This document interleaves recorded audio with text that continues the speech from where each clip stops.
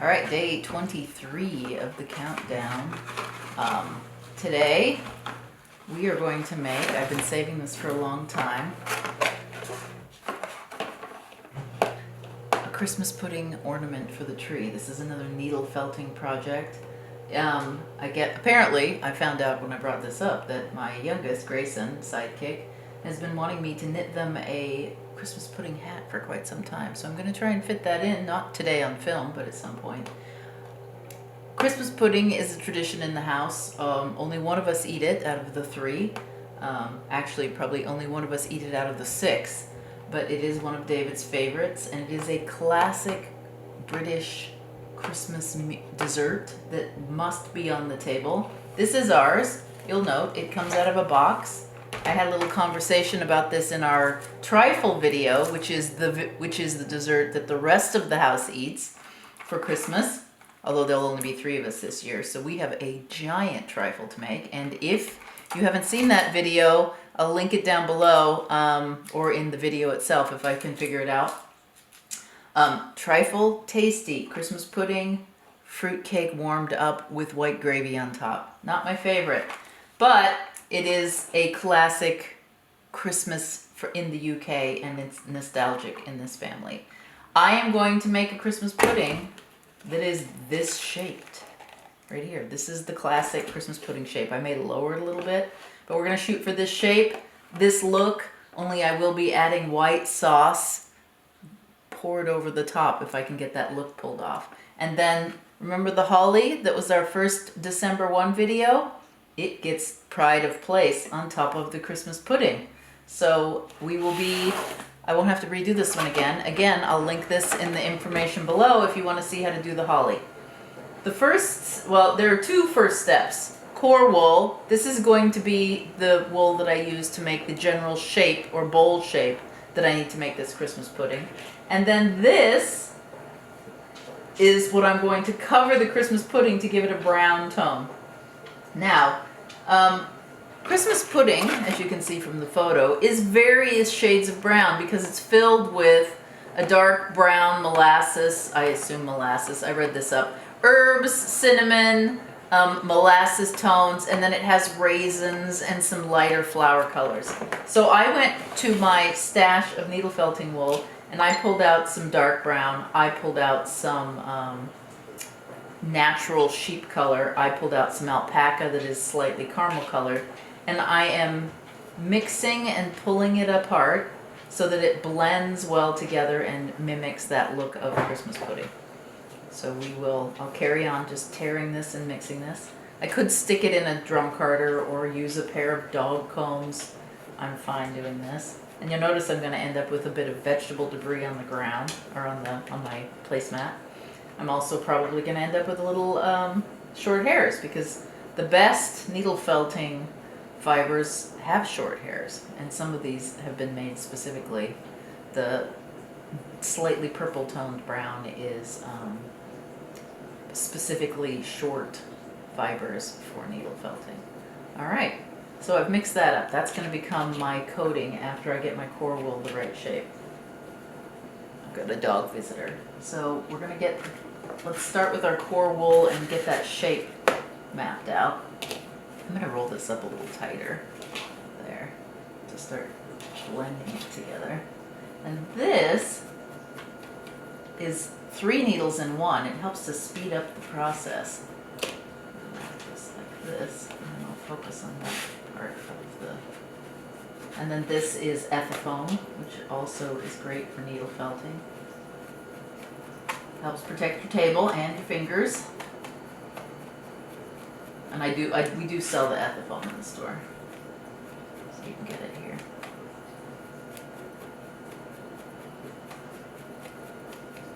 But hopefully this will speed up my work considerably, instead of just 1 needle, which is normal for me.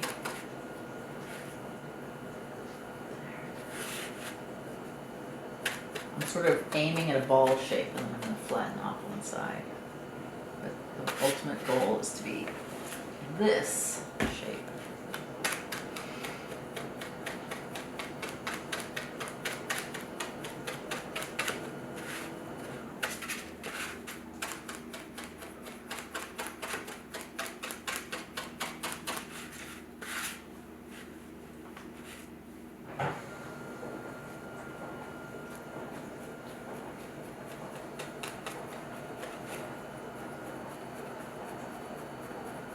like I've talked about in other videos, the pumpkin, the ugly pumpkin being the main one. And you can, again, I'll put that down in the links, all the needle felting videos that I do. If you have any sort of sizable shape, you want to start with core wool because it's much less expensive and works to anchor the interior shape of your needle felted object, and thus saves you some of your supplies and speeds up the process.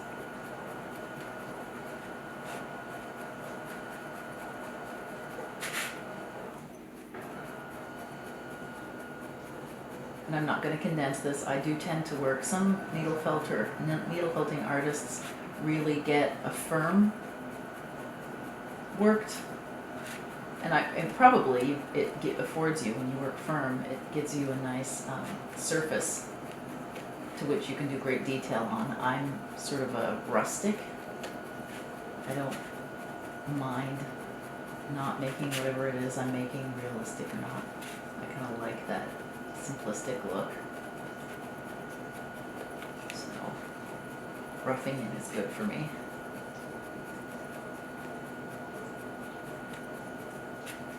And turn this to keep it round.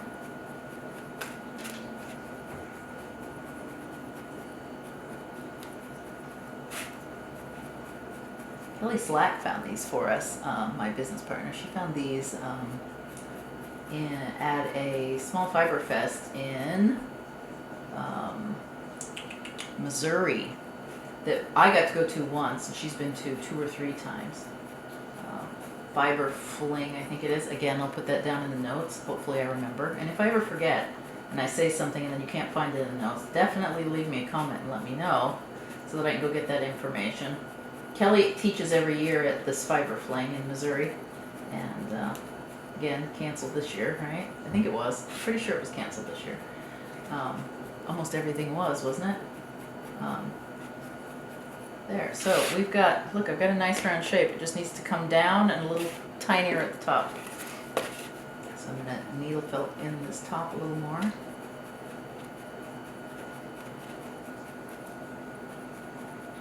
But it's a cute little, it's just in a little, it's in a big park. And I've always gone in the fall. It's in the fall. Is it in the fall? The weather's foul, so I think it's in the fall. Or it was when we were there. Cute little town. A small town in Missouri. It may come to me and I'll say it out loud if I do it. If I come up with it. Cute town. And every year, I think it's spearheaded by like a very small organization and maybe even an individual. They do this Fiber Fest, and you can go take classes on a variety of fiber things. Kelly's taught tatting, knitting, lace making, knitted lace making. There are crochet classes. There's dyeing classes. I saw one gal, they did silk scarves with like leaves, and did some natural dyeing. It was super impressive. All right, I think I'm good with my top. I just need to bring it in this way some more. But it's super fun, and I do love traveling and going to shows. I've missed them a lot during this pandemic forced staying at home scenario.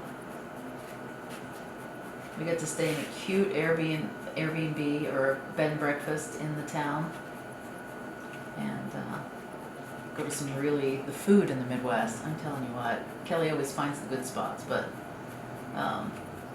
whenever I get to travel to the Midwest and we get to do these shows, Kelly scopes out all the good restaurants. I had the most delicious Brussels sprouts at the Fiber Fling the last time I went, 2 years ago. There, look it, we're getting there. I think I went a little too far actually. I need to round it out some more. I'm gonna go down here a little bit. Deep fat fried Brussels sprouts. And there was a sauce on it too that I remember. I'm gonna And it's just, you know, the art of, this needs to be softened a little bit, this needs to be roughed out a little bit, this needs to be a little bigger, this needs to be a little smaller. The one thing about with needle felting, unless I want to add an appendage, I have to take away and shrink the whole thing in order to get it to, so if I take in too much here, then I have to take in more down below, and that means my overall pudding is going to be smaller. So I'm the same height as that, so clearly this is too tall because it's not as big around. So I'm going to take it down from the top, and then I'm going to go to the bottom and take it up. Do some here because it's a lot softer in the bottom than it is in the top right now. And maybe this will help. Ow. Don't poke yourself. This will help shorten it a little bit, but also bring out the bottom. And be careful. I've now poked myself twice. That's what the foam is supposed to be for.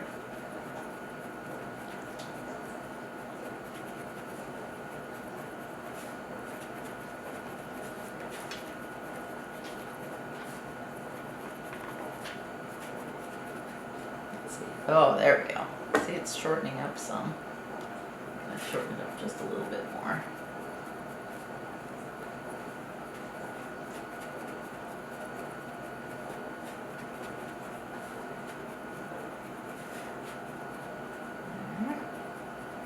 And this will have, remember, this is going to have a cover on it, so we can afford to make it a little smaller. There. I think that makes me happy. All right, so there is my Christmas pudding. It's going to be a big one, but really to pull this off, it needs to be of a reasonable size. All right, now I'm going to layer on the color of the pudding now. And this isn't in sheets, but I can sort of flatten it out and make it into sheets. So I'm going to layer this on and start putting it on top.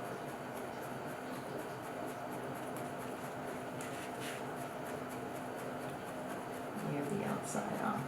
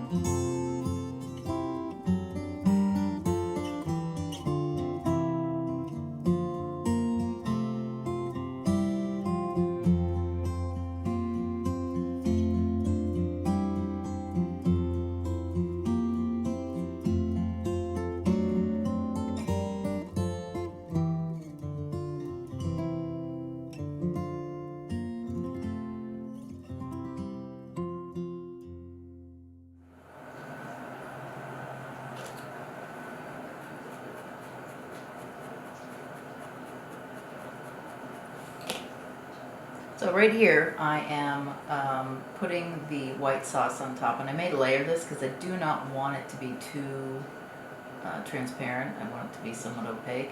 But the way that I get the drips to be smoother, I kind of roll under that fleece so that there's no hairs hanging out. And then I hit it with the needle felting tool to anchor it down, just to limit the fluff. So I'm rolling this to get that drip, and then hit it with the needle felting tool. And then I'll roll it again. I'll probably actually tear that off and roll it under, because I think that drip is quite long enough. Try to get a droplet. Roll it under.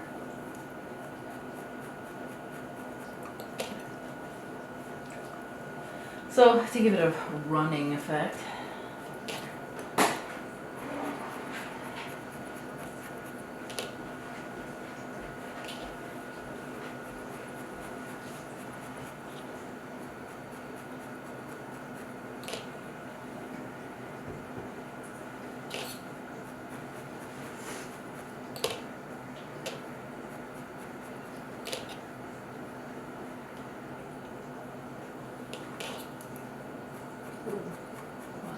raining. Oh, sunny and raining at the same time.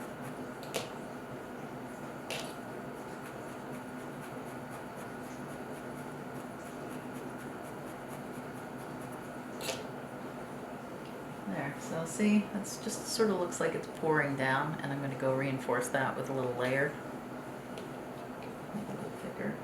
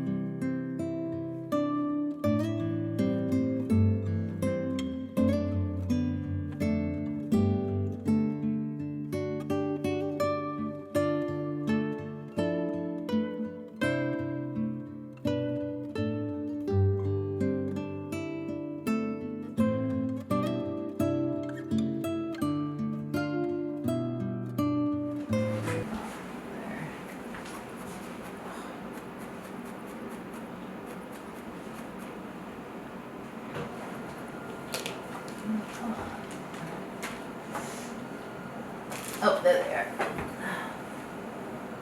Single. I can anchor in. A little more finesse. There we go. Yeah, that's good.